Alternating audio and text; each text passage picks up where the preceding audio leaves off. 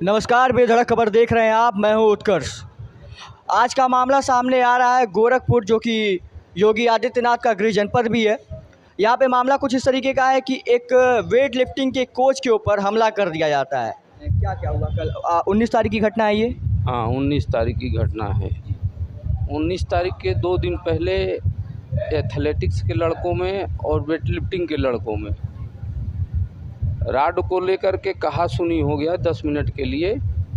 तो weight lifting के लड़के एथलीट वाले लड़कों को मार दिए, वो चोटिल हो गए। उसका खुन्नस लेते हुए वो सब कहे कि हम भी इनको मारेंगे। तो वहाँ पर हमको पता चला, मैं तुरंत हाल में गया, अपने डीएसओ धर्मवीर सिंह को लेकर के, जो कुश्ती के सरकारी प्रशिक्षक हैं, तो उनको लेके गया। तो उन लड़कों को मैनेज करके ताला बंद कर दिया हाल में कि जब कोच साहब तुम्हारे आएंगे तब खुलेगा। जो कि वेट लिफ्टिंग के कोच साहब आराम से दिलीप कुमार हैं, वो आउट ऑफ सिटी थे। तो मैंने कहा जब आपके कोच साहब आ जाएंगे तो हाल खुलेगा। कोच साहब आए, बात हुआ, डीएसओ साहब थे वहाँ पर मौजूद।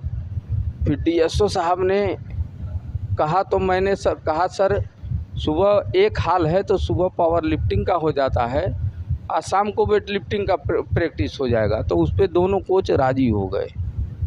फिर शाम को 19 तारीख को जब हमने चाबी कोच साहब को देने गया तो वहाँ से पीछे से एथलेटिक्स के लड़के आकर के यहाँ पर मारपीट करने लगे। हम अपना किनारे हो गए। उनका वेट लिफ्टिंग वालों का झगड़ा क्या बोल रहा है, एथलीट वालों से हो गया। वो सब मारपीट करके इधर उधर हो गए। उसमें से एक लड़का टीएसआई का लड़का था, वो अपने पिताजी को बुलाया। तो उसके पिताजी का ड्यूटी असुरन पे था। वो 5 मिनट में रीजनल स्टेडियम कैसे आ गए ये मुझको जानकारी नहीं है, लेकिन ये प्लान प्रीपेड था। क्या नाम था उन टीएसआई साहब का, क्या नाम था? राकेश सिंह नाम था।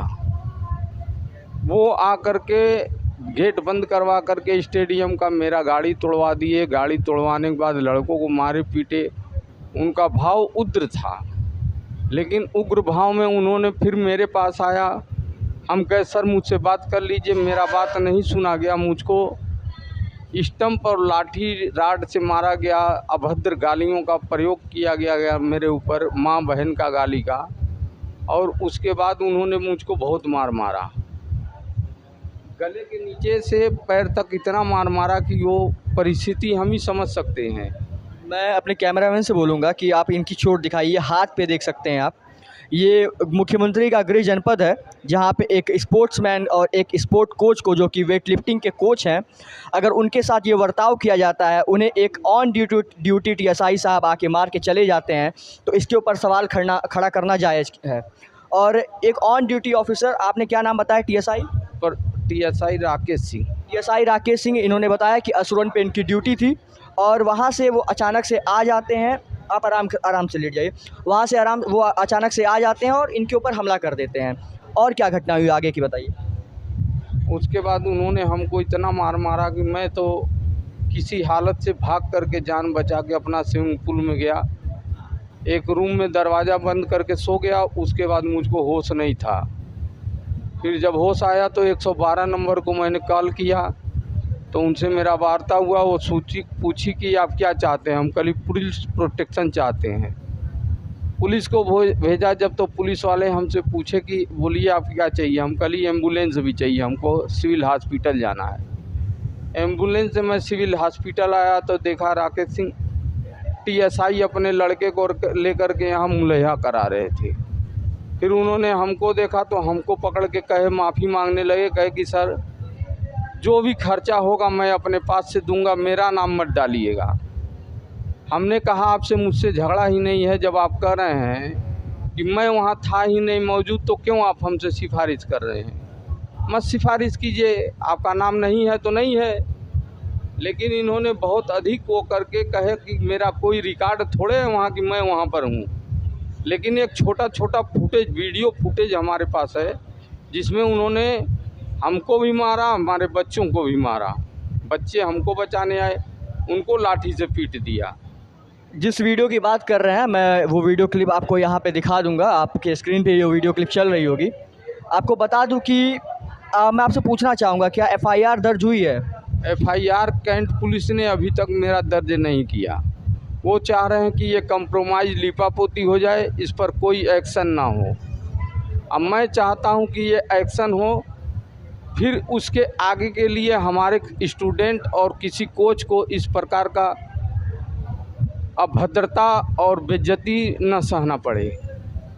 हम चाहते हैं पूरे उत्तर प्रदेश में हमारे कोचों का हैसियत कोच की तरह रहे, ना कि ये तुच्छ आदमी की तरह रहे कि जो आए चाहे मार के चला जाए।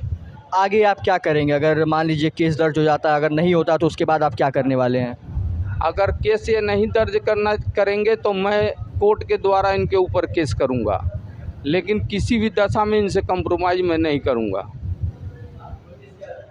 जब बात आती है खेलो इंडिया की, तो हमारे प्रधानमंत्री और हमारे देश के बड़े बड़े नेता लोग का ये कहना होता है कि हम खेलों को समर्थन करते हैं और जो कोच और जो खिलाड़ी हम उनका समर्थन करते हैं। लेकिन जब बात आएगी कुछ इस प्रकार के कोच के ऊपर हमला हो जाता है और टीएसआई जैसे लोग जो कि ऑन ड्यूटी ऑफिसर थे, वो असुरन पे उनकी ड्यूटी लगी हुई थी, वो अचानक से आते हैं और एक कोच साहब के ऊपर हमला करके चले जाते हैं। तो इसके ऊपर सवाल ज़रूर खड़ा किया जाएगा। और अब मैं एक बार फिर से इनसे जानना चाहूँगा कि आपको कहाँ-कहाँ चोट लगी है? हाथ में चोट लगी है, ये देखिए, पैर में भी इन्हें चोट लगी हुई है।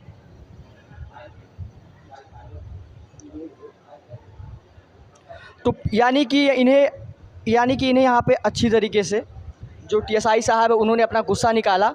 टीएसआई साहब के बेटे थे जिस विवाद में हुआ है, उनके बेटे भी उसमें शामिल थे।